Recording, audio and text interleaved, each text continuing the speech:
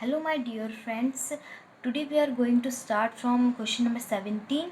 In triangle ABC, AB is equals to 11, BC is equals to 61, AC is equals to 60 and O is the midpoint of BC, then AO is what? So size of AO we have to find, okay? So according to the question, we can draw the triangle ABC.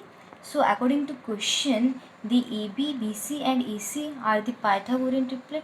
So the given triangle is the right angle triangle.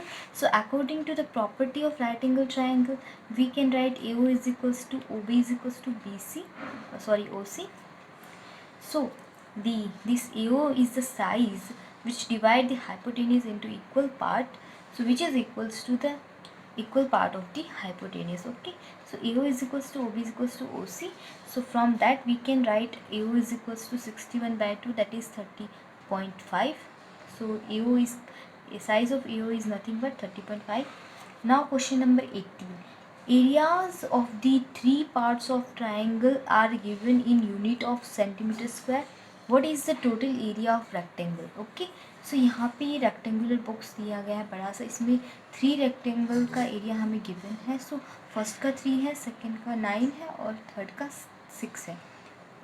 Fourth part का हमें area given नहीं है, तो पहले हम क्या करेंगे, fourth part का एरिया फाइंड आउट करेंगे.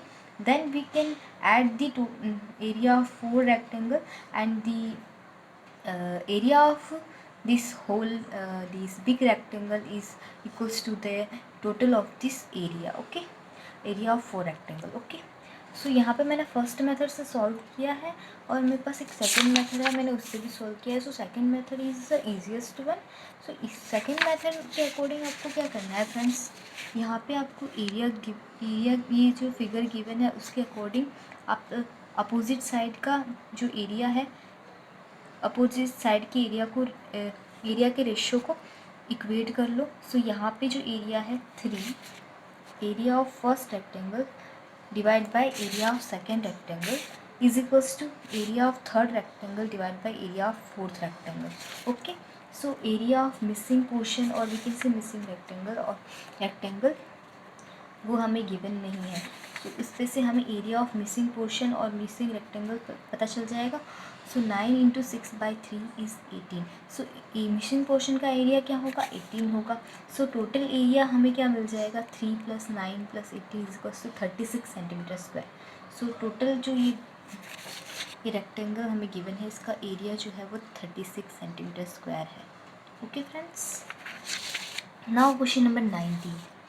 सो फ्रेंड्स, क्वेश्चन नंबर 19 में क्या बोला गया है कि स्टूडेंट ए जो है, student is free to choose any only chemistry. Okay, वो केमिस्ट्री भी चूज़ कर सकता है, ओनली बायोलॉजी और बोथ, दोनों में से कोई दोनों को भी चूज़ कर सकता है और दोनों में से किसी एक को भी चूज़ कर सकता है. ठीक है. So if out of 32 students chemistry has been chosen by 16. So 32 student में से केमिस्ट्री 16 स्टूडेंट ने चूज़ किया है और बायोलॉजी जो है वो 25 स्टूडेंट ने चूज़ किया. Then how many students have chosen biology but not chemistry. तो कितने स्टूडेंट ने बायोलॉजी चूज़ किया है बट केमिस्ट्री नहीं चूज़ किया है. सो हम यहाँ पे क्या कर रहे हैं, नंबर ऑफ़ केमिस्ट्री स्टूडेंट क्या है, 16 है. Okay, and B is the number of biology student which is 25. So N C union B, यानी कि केमिस्ट्री और बायोलॉजी के स्टूडेंट जो है वो number of C plus union of A minus n C intersection B. Okay, so that is यहाँ पे क्या बोला गया है कि नंबर ऑफ, यानी कि जो केमिस्ट्री और बायोलॉजी के जो नंबर है ऑफ स्टूडेंट है वो 32 है. ठीक है. So 32 is equals to 16. Okay, number of chemistry student plus U of A that is 25. Okay, so number of biology student is 25 minus and C intersection B. ठीक है, यानी कि केमिस्ट्री और बायोलॉजी दोनों में जो कॉमन है वो. ओके, यानी कि दोनों ने जो ऐसे स्टूडेंट जिन्होंने केमिस्ट्री और बायोलॉजी दोनों चूज़ किया है वो. सो और we can write the N of C intersection B, यानी number of C intersection B is 9. Okay, so यहाँ से हमें केमिस्ट्री और बायोलॉजी दोनों के स्टूडेंट नंबर ऑफ स्टूडेंट मिल गए. ठीक है, लेकिन हमें क्या चाहिए, ऐसे स्टूडेंट चाहिए जिन्होंने बायोलॉजी चूज़ किया, have chosen biology but not chemistry. Okay, so number of student with biology but not chemistry क्या होगा, नंबर ऑफ बायोलॉजी स्टूडेंट में से number of chemistry plus biology student को अगर हम सब्ट्रैक्ट कर लेंगे, सो 25 - 9 जब हम कर लेंगे तो 16 student, which are the number of student with biology but not chemistry. So 16 student ऐसे जिन्होंने बायोलॉजी चूज़ किया है लेकिन केमिस्ट्री नहीं चूज़ किया है। Now the question number 20, the lift that is upward force due to air. So lift में ऊपर की तरफ फोर्स लग रहा है एयर की वजह से, generated by the wings and engine. So उसमें जो विंग्स और इंजन लगे हुए हैं उसके वजह से क्या हो रहा है कि ऊपर की तरफ फोर्स लग रहा है ऑफ एन एयरक्राफ्ट, किसी एयरक्राफ्ट का। ओके, सो ऐसा क्यों हो रहा है? So positive upward while landing as well as while taking of.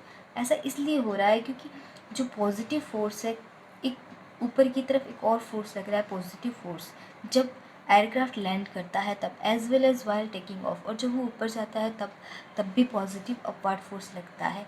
इसलिए जो लिफ्ट है उसमें अपवर्ड फोर्स जनरेट होता है, ठीक है, bye the wings and the engines of an aircraft. Okay, so thank you friends.